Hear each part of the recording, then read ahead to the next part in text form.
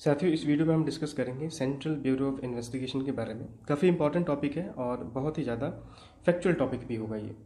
चलिए शुरू करते हैं। सबसे पहले सीबीआई का गठन साथियों आपको पता है ये 1963 में होता है on the basis of recommendation given by Santhanam committee. ये दोनों इन्फॉर्मेशन आपने याद रखना है।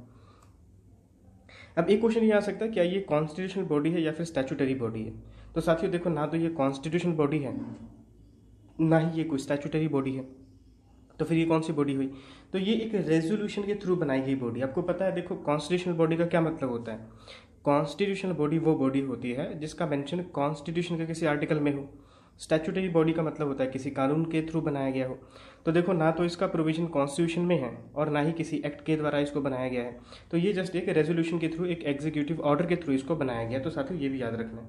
करंटली अगर हम देखें तो ये किस मिनिस्ट्री के अंडर आते हैं? तो ये मिनिस्ट्री ऑफ पर्सनल के अंडर आते हैं। फिर इसके अलावा अगर हम बात करें तो एक बॉडी बनाई गई थी special police establishment. Special police establishment 1941 में अंग्रेज़ों के द्वारा इसको बनाया गया था और इसका सब्जेक्ट मैटर ये था कि उस समय जो वॉर क्राइम्स हो रहे थे वर्ल्ड वॉर सेकंड के दौरान, उन वॉर क्राइम्स को ये लोग कर्व करें। और ये फिर यही बॉडी स्पेशल पुलिस एस्टेब्लिशमेंट करके ये जो बॉडी बनाई गई थी 1941 में, ये फाइनली जब सीबीआई बनता है 1963 में, तो उसी समय सीबीआई में ये मर्ज हो जाता है। फिर अपने याद रखना है कि अगर कोई एक्ट नहीं है तो सीबीआई को पावर कहाँ से मिलता है? तो पावर साथियों, ये एक्ट एक बनाया गया था Delhi special police establishment act 1946। तो यहाँ से इनको पावर मिलता है। ठीक है, ये भी क्वेश्चन पेपर में आ सकता है कि अगर सीबीआई कॉन्स्टिट्यूशनल बॉडी नहीं है, अगर कॉन्स्टिट्यूशनल होता तो कॉन्स्टिट्यूशन से उसे पावर मिलता, अगर स्टैट्यूटरी बॉडी होती तो स्टैट्यूट कोई कानून बना होता वहाँ से पावर मिलता।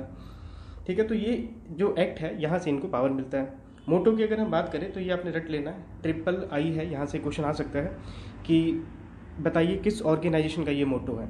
Industry, impartiality and integrity. Industry साथियों आपको पता है खूब मेहनत करना है। इम्पार्शलिटी क्या होता है कि हमने ऑनेस्ट तरीके से, ठीक है, पार्शलिटी हमने नहीं करनी, ऑनेस्ट तरीके से हमने इन्वेस्टिगेशन करना है। इंटीग्रिटी अगेन बहुत बड़े लेवल की जो ऑनेस्टी होती है उसको हम इंटीग्रिटी कहते हैं। तो ये हमारे प्रिंसिपल्स होने चाहिए सीबीआई के ऑफिसर की। जब हम बात करते हैं सीबीआई एज ए टीम की हम बात करते हैं, तो ये इन लोगों का मोटो है। साथियों 7 इनके डिवीजन है। ये बहुत ही ज़्यादा फैक्चुअल इन्फॉर्मेशन हो जाएगा। यहाँ पे वीडियो पॉज करके आप देख लेना कि सीबीआई के ये कौन कौन से 7 डिवीजन्स हैं। अब हम देखते हैं इनके कॉम्पोजिशन के बारे में। तो देखो, सबसे पहले तो आप याद रखना कि सीबीआई एक छोटी मोटी ऑर्गेनाइजेशन नहीं है, बहुत बड़ी ऑर्गेनाइजेशन है। और पूरे अगर इनके कंप्लीट टीम की बात करें तो पूरे ये 7 डिवीजन जो हमने देखा था, ये सभी के मेंबर्स अगर हम मिला के देखें तो अप्रोक्सीमेटली लगभग 5000 लोगों की इनकी टीम है। ठीक है, लेकिन जो मेन इनके जो मेंबर्स हैं वो साथियों, जो इनका मेन हेड होता है उसको डायरेक्टर कहते हैं और ये 2 साल के लिए अपॉइंट किया जाता है। इसको मदद करता है स्पेशल डायरेक्टर और ज्वाइंट डायरेक्टर लेवल के जो डायरेक्टर होते हैं, ये लोग इसको असिस्ट करते हैं। तो हेड हो गए डायरेक्टर, इसको असिस्ट करते हैं स्पेशल डायरेक्टर, ज्वाइंट डायरेक्टर्स, और लगभग पूरी इनकी 5000 लोगों की एक टीम होती है। ठीक है, तो ये कुछ बेसिक इन्फॉर्मेशन आपने याद रखना है। अब हम देखते हैं कि कौन कौन से चेंजेस इंट्रोड्यूस करे गए थे सीबीआई में थ्रू लोकपाल एक्ट ऑफ 2013। तो देखिए कौन कौन से मेजर चेंजेस इंट्रोड्यूस करेंगे। सबसे पहले अगर हम देखें तो ये जो डायरेक्टर्स हैं सीबीआई के, इसको कौन अपॉइंट करेगा? Central government. ठीक है, सेंट्रल गवर्नमेंट मतलब यहाँ पे प्रेसिडेंट अपॉइंट करेगा। इसके अलावा अगर हम बात करें तो ये जो डायरेक्टर्स हैं इनको अपॉइंट करने के लिए नेम किसने रिकमेंड करना है? कौन डायरेक्टर होगा सीबीआई का, इनका नेम किसने रिकमेंड करना है? तो देखो 3 लोगों की एक कमेटी बनाई जाएगी। उस 3 लोगों की कमेटी में कौन कौन मेंबर होगा? प्राइम मिनिस्टर होगा, लीडर ऑफ ओपोजिशन होगा, चीफ जस्टिस होगा। अगर ये अवेलेबल नहीं हुआ तो अपनी जगह किसी और जज को नॉमिनेट करेगा। तो ये 3 लोगों की टीम डिसाइड करके नेम को रिकमेंड करेगी कि इस बंदे को डायरेक्टर के रूप में अपॉइंट किया जाना है। तो देखो, एक तो यहाँ से साथियों क्वेश्चन पूछा जा सकता है पेपर में।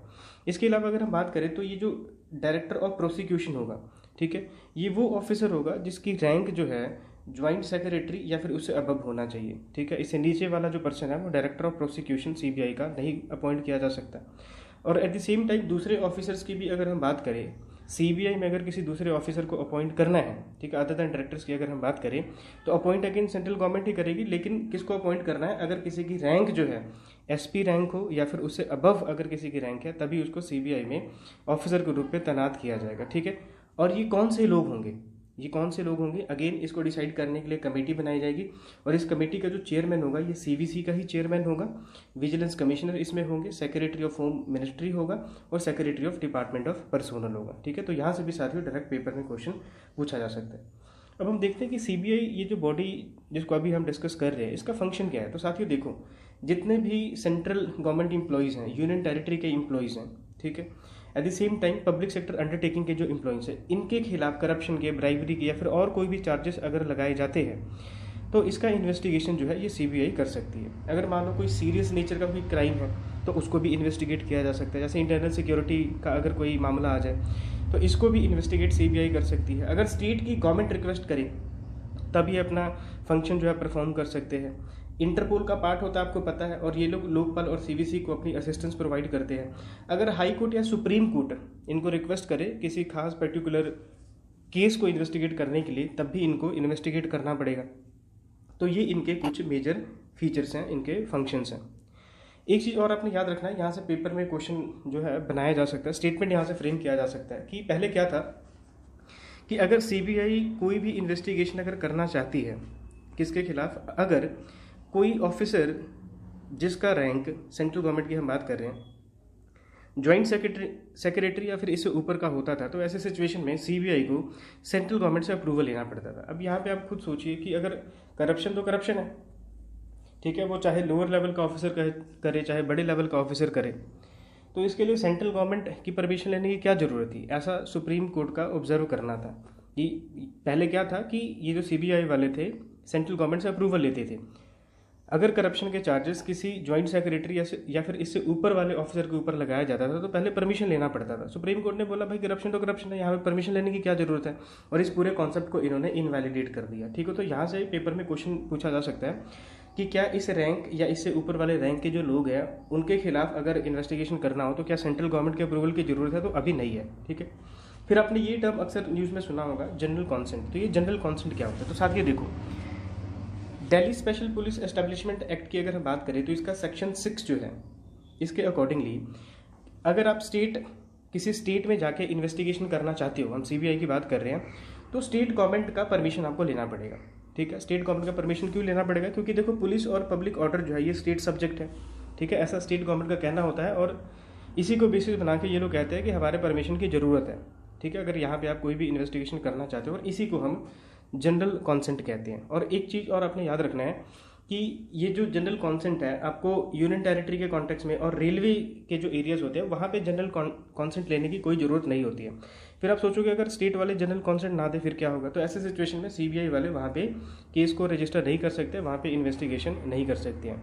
अब देखो ये काफ़ी कॉन्टेंशियस है। अगर मान लो कि सेंट्रल और स्टेट के बीच में बनती नहीं है, दो अलग अलग विचारधारा की गवर्नमेंट दोनों एरियाज में अगर रूल कर रहे हैं, तो ऐसा फिर अल्टीमेट नुकसान किसको होगा, देश को नुकसान होगा। ठीक है, तो ये पॉइंट में आपने याद रखना है। अच्छा, आपने ना एक स्टेटमेंट सुना होगा कि ये जो सीबीआई वाले हैं इसको केज्ड पैरट कहते हैं। ठीक है, केज पैरट क्यों कहते हैं, क्योंकि सेक्शन 5 अगर आप देखोगे Delhi special police establishment act का, तो इसके अकॉर्डिंगली अगर आप कोई भी इन्वेस्टिगेशन शुरू करना चाहते हो, ठीक है, कोई भी इन्वेस्टिगेशन शुरू करना चाहते हो तो उसके लिए आपको सेंट्रल गवर्नमेंट का परमिशन लेना पड़ेगा। तो परमिशन लेना पड़ेगा तो अब सेंट्रल गवर्नमेंट परमिशन दे भी सकती है, नहीं भी दे सकती है। तो इसका मतलब क्या होगा, सिंपल सा बात है कि ये जो सीबीआई वाले हैं ये किसके अंडर काम कर रहे हैं, सेंट्रल गवर्नमेंट के अंडर काम कर रहे हैं। ठीक है, इसीलिए जैसा सेंट्रल गवर्नमेंट कहती है वैसा इनको करना पड़ता है। ऐसा बार बार इन पे एलिगेशन लगता है। हालांकि सीबीआई का दावा है कि हम एक ऑटोनमस बॉडी हैं, बट स्टिल देखने वाले को ये लगता है क्योंकि ये सेक्शन 5 के अकॉर्डिंगली सेंट्रल गवर्नमेंट ही इनको ऑथोराइज करेगी, तो लोग एलिगेशन लगाते हैं कि ये जो बॉडी है ये एक केज्ड पैरट की तरह है। ठीक है, जैसा सेंट्रल गवर्नमेंट बोलेगी वैसा ये लोग करेंगे। तो thank you for watching, keep learning, keep growing, जय हिंद।